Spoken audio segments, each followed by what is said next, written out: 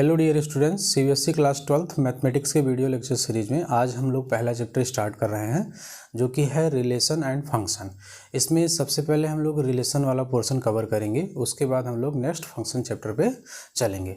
तो चलिए रिलेशन से जुड़ी हुई जो एकदम बेसिक बातें होती हैं उसको क्लियर करते हैं। रिलेशन पढ़ने से पहले हम लोगों को कुछ बेसिक बातों पे ध्यान रखना होता है।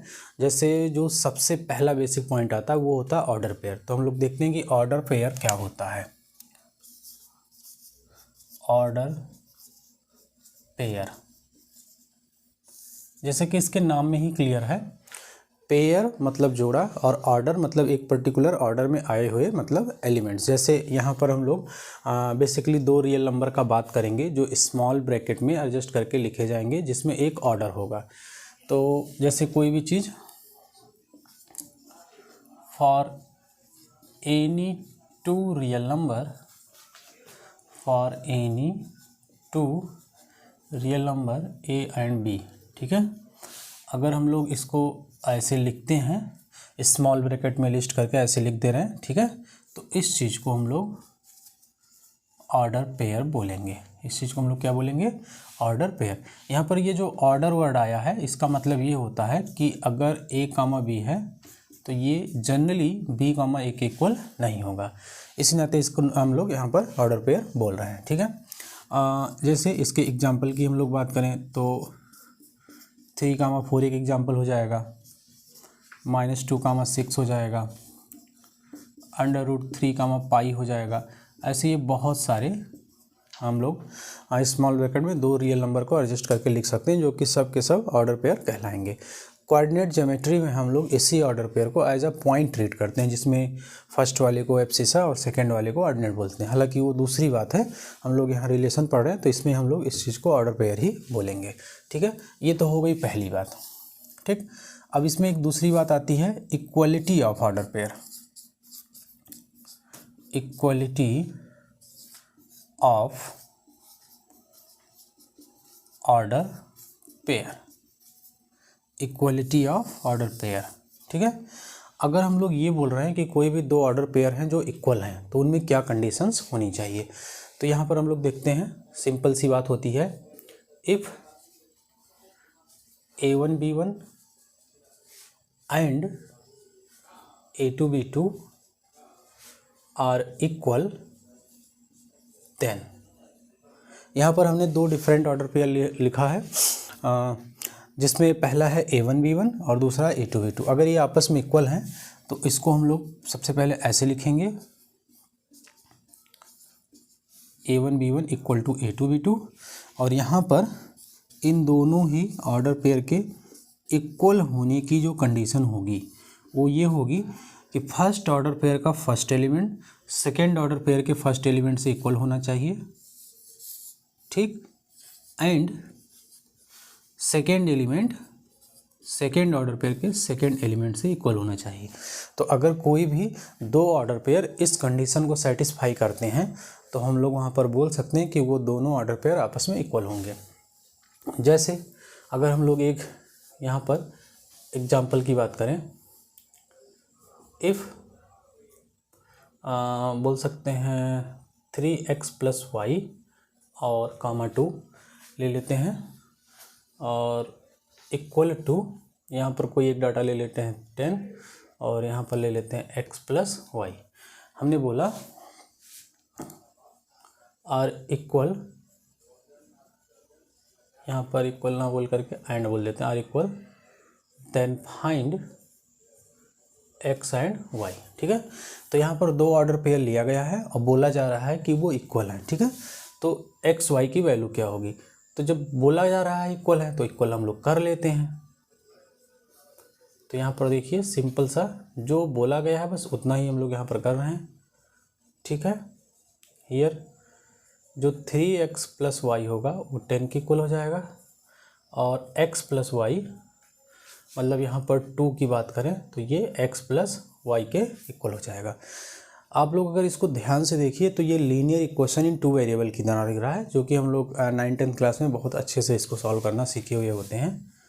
अब ये यहाँ पर मैं एलिमिनेशन मेथड यूज कर ले रहा हूँ, इक्वल टू 10 है और x plus Y equal to 2 है। तो यहाँ मैं सब्सट्रैक्ट कर रहा हूँ तो ये कैंसिल होगा, तो 2x equal to 8 then x equal to 4। Put x equal to 4 either in first और इन सेकंड। तो हम सेकंड में पुट कर देते हैं।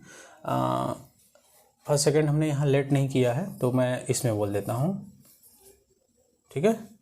तो यहाँ पर जब x की जगह हम लोग 4 पुट करेंगे तो it is clear that from here value of y equal to -2। तो अपने लोग से x एंड y पूछा गया था, तो यहाँ पर एकदम क्लियर दिख रहा है कि x की जो वैल्यू आई है वो 4 है और y की जो वैल्यू आई है -2 है। मतलब these are the value of x and y for which these two order pair are equal, ठीक है। इस बात का हम लोग ध्यान रखेंगे। इसके बाद जो है हम लोग एक नेक्स्ट कॉन्सेप्ट सीखते हैं जो कि होता है कार्टेशियन प्रोडक्ट। कार्टेशियन प्रोडक्ट, ठीक है। तो जो कार्टेशियन प्रोडक्ट होता है बेसिकली 2 सेट का एप्लीकेशन होता है, जिसमें हम लोग क्या करते हैं कि 2 सेट लेते हैं और उनके एलिमेंट्स के बीच में एक मतलब कार्टेशियन प्रोडक्ट जैसा कि यहाँ बोला जा रहा है उस तरह का एक प्रोसेस जो है अप्लाई करते हैं। तो देखते हैं ये क्या चीज़ होती है। जैसे सपोज करिए यहाँ पर अपने पास मान लेते हैं 2 सेट है for 2 set A and B, ठीक है। ये जो चीज़ लिखी जाती है बेटा ध्यान से सुनिएगा, ये जो लिखी जाती है इसको हम लोग पढ़ते हैं A क्रॉस B या फिर Cartesian product of A and B, ठीक है। तो इसको हम लोग बोलेंगे कार्टेशियन प्रोडक्ट ऑफ A, ये एंड लिखा है A एंड B, इसको हम लोग क्या बोलेंगे Cartesian product of A and B। अच्छा, इसका मतलब क्या होता है, जैसे बात समझिए, जैसे अगर A क्रॉस B लिखा गया है तो बेसिकली सेट A और सेट B के जो एलिमेंट्स होते हैं उनके एलिमेंट्स को लेकर के हम लोग एक ऑर्डर पेयर बनाते हैं, एक ऑर्डर पेयर का सेट बनाते हैं, उसी को हम लोग क्या बोलते हैं कार्टेशियन प्रोडक्ट। तो जो ऑर्डर पेयर बनेगा उसकी प्रॉपर्टी क्या होगी, ये सेट बिल्डर फॉर्म में हम लिख रहे हैं कि जैसे अगर ये A क्रॉस B है तो पहले A आया है तो जो ऑर्डर पेयर बनेगा उसमें सेट A के एलिमेंट्स पहले आएंगे। तो यहाँ पर मैं लिख रहा हूँ A belongs to A and B belongs to B, ठीक है। यही होगा हमारा कार्टेशियन प्रोडक्ट ऑफ 2 सेट का डेफिनेशन, ठीक है। अब चलते हैं इसका एग्जांपल एक देख लेते हैं हम लोग। ये बहुत छोटी छोटी बातें हैं, इसको हम लोग जल्दी जल्दी कवर करके फिर मेन टॉपिक पर चलेंगे। बेसिकली इस चैप्टर से क्वेश्चन जो टाइप्स ऑफ रिलेशन होते हैं लाइक सिमेट्रिक, ट्रांजिटिव, इक्विवेलेंस, वहाँ से क्वेश्चन पुट अप होते हैं, इनको भी कवर करना बहुत ज़रूरी होता है। हाँ, तो पहले let say we have set A having 2 element 1 and 2 and in set B 3 elements A B C, ठीक है। तो यहाँ पर अपने पास 2 ऑप्शन है, A क्रॉस B भी निकाल सकते हैं और B क्रॉस A भी निकाल सकते हैं। तो सबसे पहले हम लोग A क्रॉस B को देखते हैं। तो A क्रॉस B में ये कुछ ऐसा बन रहा है। अब यहाँ पर आपको एक बात ध्यान रखना होगा कि जो फर्स्ट सेट है जब इस तरह से रिप्रेजेंट करेंगे तो फर्स्ट एलिमेंट को कंसीडर करते हैं और 1 बाय 1 सेकेंड सेट के सभी एलिमेंट के साथ ऑर्डर पेयर हम लोग बना देते हैं। तो 1 comma A, 1 comma B, 1 comma C, ऐसे for second element of set A 2 comma A, 2 comma B and 2 comma C। तो ये चीज़ जो आ रहा है वो क्या है, A क्रॉस B है। और अगर अपने लोग से B क्रॉस से पूछा जा रहा है, B क्रॉस A, ठीक है। ये भी जो मैं कार्टेशियन प्रोडक्ट एक्सप्लेन कर रहा हूँ ये 2 सेट का है, ठीक। तो B क्रॉस A में आप इन्हीं जितने भी ऑर्डर्स पेयर आए हैं इनके एलिमेंट्स को आप रिवर्स कर सकते हैं, या फिर थोड़ा सा स्पेस कम है तो आप ऐसे समझिए कि इसके फर्स्ट एलिमेंट को लेंगे और इन दोनों के साथ ऑर्डर पेयर हम लोग बना देंगे। तो 1 कामा A कामा 1, A कामा 2 एकदम सेम ऐसे सेकंड एलिमेंट के लिए, तो हो जाएगा B कामा 1, B कामा 2, ऐसे C कामा 1 और C कामा 2। तो ये बात आपको यहाँ पर क्लियरली दिख रही होगी कि कार्टेशियन प्रोडक्ट जब दो सेट का हम लोग कंसिडर करते हैं तो उसको कैसे जो है यहाँ पर समझते हैं। ठीक है, अब एक एग्जांपल हम लोग ले लेते हैं और जिसमें कार्टेशियन प्रोडक्ट ऑफ 3 सेट देख लेते हैं। ठीक है, चलिए सेकंड एग्जांपल देखते हैं हम लोग। एग्जांपल नंबर 2, सपोज करते हैं एक सेट है अपने पास जिस ए है जिसमें 1, 2 एलिमेंट हैं। ठीक है, और इसी सेट का जब हम लोग देखते हैं कि जब इसका कार्टेशियन प्रोडक्ट 3 बार हम लोग लेते हैं तो क्या रिजल्ट निकल करके आता है। इसमें जैसे एक चीज़ ये होता है कि जो टर्म्स होते हैं, मतलब ये जो ऑर्डर पेयर की संख्या होती है वो मल्टीप्लाई के सेंस में बढ़ती हैं। तो अगर हम लोग यहाँ पर 3 एलिमेंट ले लेंगे और A क्रॉस A 3 बार करेंगे तो 3 3 जा 27 एलिमेंट्स आ जाएंगे, जो कि लिखना एक बहुत ही बोरिंग काम होगा। बाकी मेन यहाँ सेंस होता है समझने का। तो इसी नाते हमने 2 एलिमेंट लिया है जिसके हिसाब से केवल 8 एलिमेंट अपने लोग को लिखने पड़ेंगे। ठीक, तो सबसे पहले मैं निकालूंगा A क्रॉस A। उसके लिए मुझे इन दोनों ही सेट का आपस में एक ही सेट है उसका 2 बार क्रॉस प्रोडक्ट कराया जा रहा है। तो 1 का 1 के साथ, ऐसे सेम 1 का 2 के साथ, फिर 2 का 1 के साथ, आफ्टर दैट 2 का 2 के साथ। ठीक है, अब हम लोग चलते हैं 3 टाइम्स पर A क्रॉस A। तो ये वाला जो A है उसकी जगह ये लगते हैं, हम लोग क्रॉस प्रोडक्ट लगाते हैं। फिर ये जो इतना A क्रॉस A आया है उसका ये सेट रखा गया तो इसको हम लोग लिखते हैं। तो एक बार राइट कर लेते हैं 1, 1, 1, 2, 2, 1 एंड 2, 2। ठीक है, सेम प्रोसेस हम लोग यहाँ पर अप्लाई करेंगे। तो 1, 1, 1, चूँकि ध्यान रहे हमने यहाँ पर कुछ ऐसा सेटअप बनाया है तो ये जो सेट है उसके एलिमेंट यहाँ हैं, तो इस एलिमेंट को इस सेट के हर ऑर्डर पेयर में इंसर्ट करेंगे और फर्स्ट प्लेस पे लेकर के आएंगे, मतलब इन दोनों एलिमेंट के पहले। ठीक है, यहाँ हालांकि 1, 1, 1 तीनों ही एलिमेंट 1, 1 है तो पता नहीं चलेगा, लेकिन यहाँ बाकी जगहों पर क्लियर होगा। तो चलिए लिखते हैं 1, 1, 1, ऐसे यहाँ लाएंगे तो 1, 1, 2, यहाँ लाएंगे 1, उसके बाद इस दोनों एलिमेंट को 2, 1, ऐसे 1, 2, 2। तो अभी देखिए टोटल 4 एलिमेंट लिख चुके हैं हम लोग। नेक्स्ट चलते हैं, इसकी बारी है तो इसी में आगे कंटिन्यू करते हैं। चलिए यहाँ पर लिख लेते हैं, स्पेस है थोड़ा सा। तो 2, 1, 1, 2, 1, 2, 2, 2, 1, 2, 2, 2। आप इसकी काउंटिंग अगर करिए तो यहाँ पर total number of elements in 3 times of cross product A cross A में काउंट करेंगे तो टोटल 8 एलिमेंट आ रहे हैं।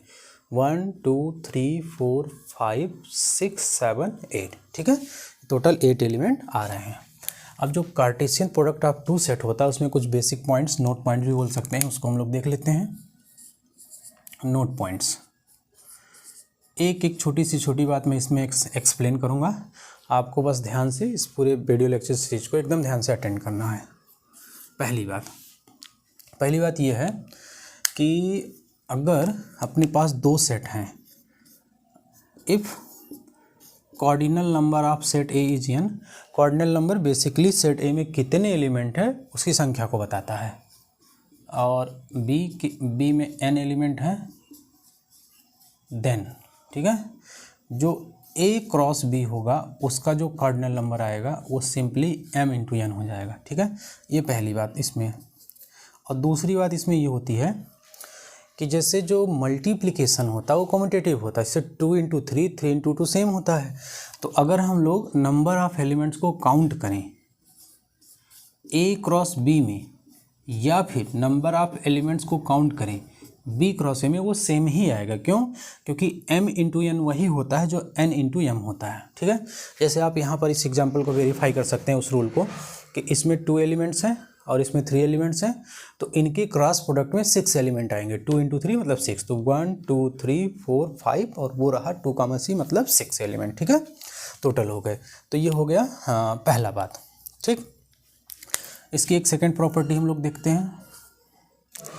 जैसे बेसिकली अगर बेटा इसमें आप एक बात जो है नोटिस करिए, तो ए क्रॉस बी जो हम लोग कार्टेशियन प्रोडक्ट कर रहे हैं ये है तो आफ्टर ऑल एक सेट ही, और जितने भी सेट होते हैं उनका कोई ना कोई सबसेट होता है, और वो सबसेट की मतलब जो संख्या होती है वो मल्टीपल हो सकती है। मतलब कोई ज़रूरी नहीं है कि कोई एक सेट है तो उसका एक ही सबसेट हो, वो डिपेंड करता है कि उसमें कितने नंबर ऑफ़ एलिमेंट्स आए हुए हैं। ठीक है, तो आपको याद होगा कि सेट थ्योरी में आपने 11th क्लास में पढ़ा होगा कि अगर एक सेट है जिसमें n एलिमेंट हैं तो इसके जो नंबर ऑफ सबसेट होते थे वो कुछ ऐसे लिखे जाते थे। ठीक है, तो यहाँ पर number of subsets of A cross B, ठीक है, ये कितने होंगे? देखिए नंबर ऑफ सबसेट्स ऑफ जो ए क्रॉस बी होगा वो कुछ 2 के पावर mn हो जाएगा, 2 के पावर mn। क्यों? क्योंकि ए क्रॉस बी में जो टोटल नंबर ऑफ़ एलिमेंट्स की संख्या है, जो टोटल इनका अमाउंट है वो mn है। तो रूल यही कहता था कि जो नंबर ऑफ़ एलिमेंट होते थे सेट में वो 2 के पावर में चले जाते थे, वो कुछ ऐसा फिर हो जाएगा। ठीक है, तो इसमें हमने जो ऑर्डर पेयर के होता है उसको हमने कवर कर लिया, और उसके बाद जो है Cartesian product of 2 set and Cartesian product of 3 set, इसको भी हमने कवर कर लिया। अब इसके बाद हम लोग चलते हैं रिलेशन पर।